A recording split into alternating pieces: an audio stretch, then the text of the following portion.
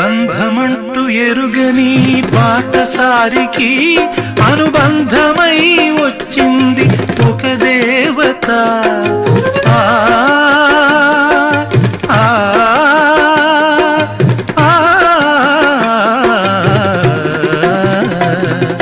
బంధమంటూ ఎరుగని బాటసారికి అనుబంధమై వచ్చింది ఒక దేవత.